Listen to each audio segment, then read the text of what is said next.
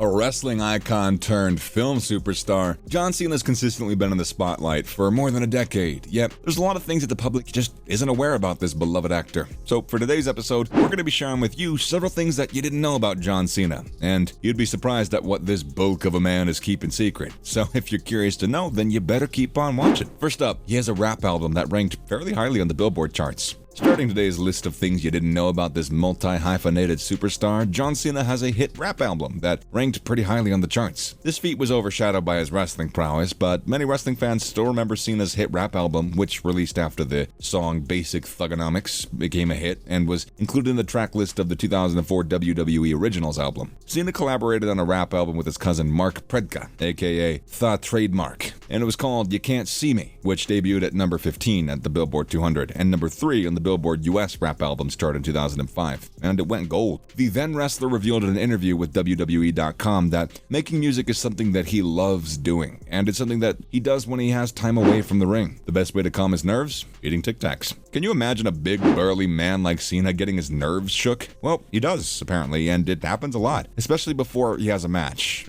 back in the day. And then John Cena developed a habit of eating Tic Tacs to calm his nerves. Tic Tacs. This generation is getting to me. Tic Tacs to calm his nerves before a match, aside from several superstitions that include knocking on wood and shaking his opponent's hand and saying, "Good luck, be safe, have fun." He revealed his secret when he made a guest appearance at the Kelly Clarkson show, saying, "I was up to like 3 boxes a day, and it's right in the 20 minutes before broadcast." Added that he's weaned himself off them. "It's a nervous superstition that I always have before we go on a broadcast," he told the show host, and further added, there's another benefit to his actions. The ring is 20 by 20 feet, and you're with a group of guys, so you always want to try and smell your best. Next, he's terrified of spiders. Despite Cena's impressive build and heroic acts on and off screen, the actor revealed that there's one thing he's deathly afraid of, and it is spiders. Like the majority of the world's population, he's an arachnophobe, which is the scientific term for people who are spooked of spiders. Whether they're big or small, Cena's afraid of them, and the mere act of imitating this 8-legged creature terrifies him. This was seen during WrestleMania 30 when Cena faced Bray Wyatt and attempted to perform his most well-known spider walk, which frightened Cena. Many wrestlers have weird phobias, with The Undertaker's being the most bizarre due to his cucumber phobia, which he never really explained. The only reason The Undertaker's phobia became public was because Paul Bearer, not the dead man himself, revealed it. He's authored children's books. A man of many talents who loves to share what he has with the world, John Cena also extends his wisdom and learning to a younger audience by writing several children's books. He made his debut back in 2018 with the release of Elbow Grease, published under Random House Books for young readers. The former wrestler was dedicated to spreading the message that it's okay to be different, it's okay to be you, which was the inspiration for the creation of Elbow Grease, a monster truck that isn't the best monster truck in any tournaments, but he still stands tall and proud for who he is. Elbow Grease is also dedicated to finishing what he set up his mind to, with Cena naming the character's strength as his ability to focus and work hard on the task ahead. In a press release for the book, Cena revealed that this mindset was crucial for him growing up alongside his 4 brothers.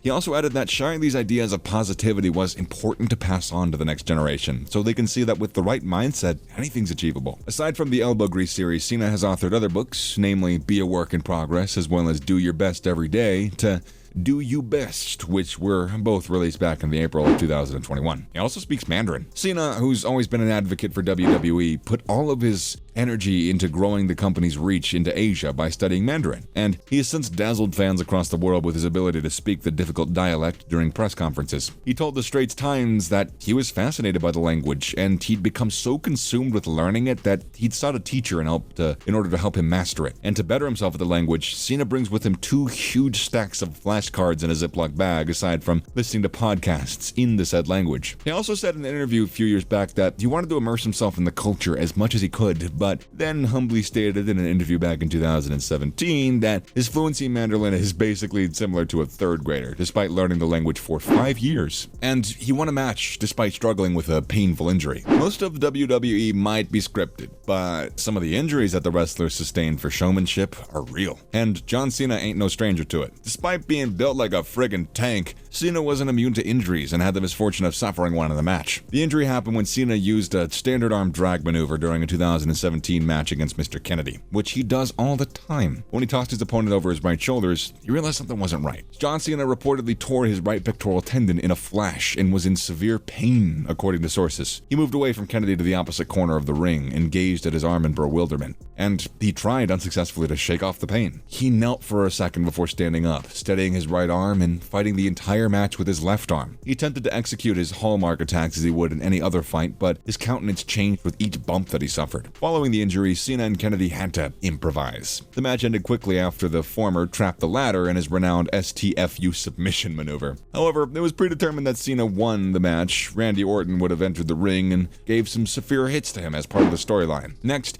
he holds the record for the most wishes granted at the Make-A-Wish Foundation. John Cena not only has a big build, he's also got a big heart, where he constantly uses to help children with terminal illnesses. Did you know that this former pro wrestler holds the record for the most wishes granted for the Make-A-Wish Foundation? Since 2004, this multi-hyphenated superstar has made it a point to give back, particularly by granting the wishes of critically sick youngsters aged 2 to 18 through the non-profit Make-A-Wish Foundation. According to Sports Illustrated, he's received at least 650 wishes, the most out of any celebrity. Because he's also the foundation's most requested celebrity, it's a good thing he's also so dedicated to it. Even American professional wrestling commentator Jim Ross is impressed with Cena's dedication to the foundation. This legendary announcer praised Cena's dedication in an episode of Grilling JR. John's probably granted more Make-A-Wish appearances than anybody ever has in Make-A-Wish. That's hard, Ross commented. People have got to understand how hard this is because we all know Make-A-Wish is something that is done for terminally ill children. Ross further explained how difficult it would be to deal with a situation, knowing that the children didn't have much time to live. But John Cena never did a half-hearted effort in meeting these terminally ill children. He would meet with them where he'd sit and he would talk to them for hours, which makes the process a lot more difficult, knowing that they're going to be gone soon. But he did his best. He did his best to have a heartfelt conversation with them. And lastly,